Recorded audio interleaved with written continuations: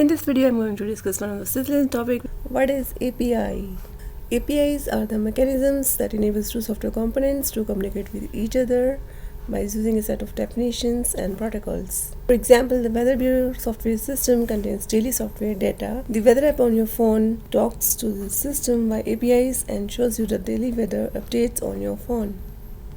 What does API stand for?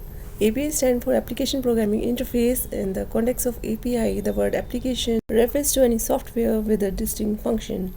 The interface can be thought of as a contract of service between two applications. Hey, what's this contract defines? Well, this contract defines how the two communicate with each other using requests and responses.